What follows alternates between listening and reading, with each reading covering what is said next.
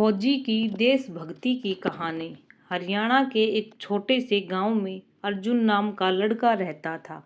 बचपन से ही उसका सपना था, मैं भी यूनिफॉर्म पहनकर देश की रक्षा करूं। जब भी वह टीवी पर सैनिकों की परेड देखता, उसकी आंखें चमक उठती।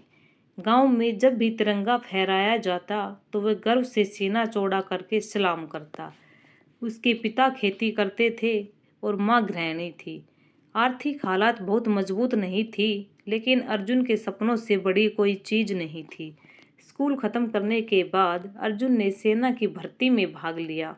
गांव के कई लड़के हंसते हुए कहते, इतनी दौड़, इतनी मेहनत, तो कहाँ से सफल होगा।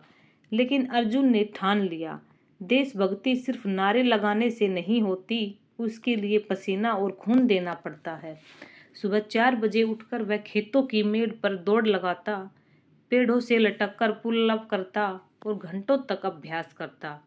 आखिरकार कई प्रयासों के बाद वह भारतीय सेना में चयनित हो गया। जब वह ट्रेनिंग के लिए गया तो पूरे गांव ने तिरंगे के साथ उसे विदा किया।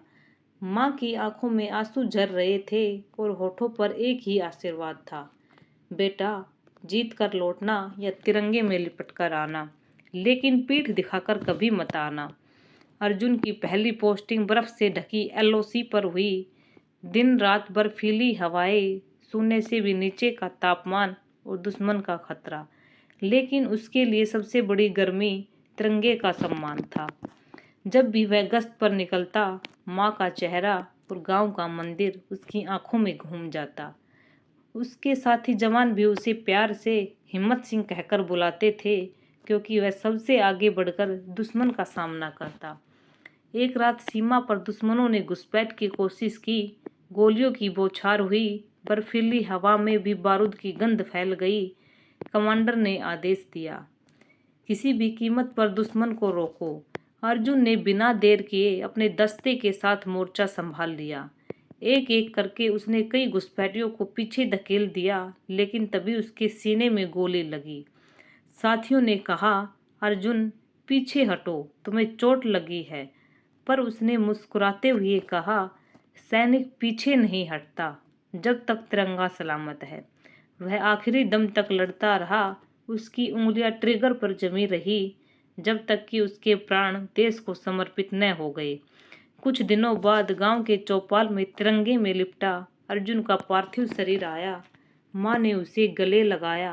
आंखों से आंसू बहते रहे, लेकिन गर्व की आवाज गूंज उठी, मेरा बेटा शेर था, उसने वचन निभाया। गांव के बच्चों ने उसकी प्रतिमा के सामने सलामी दी। स्कूल का नाम बदलकर शहीद अर्जुन विद्यालय रखा गया। उसके बलिदान ने गांव के कई बच्चों के दिलों में देशभक्ति की लौ जला दी।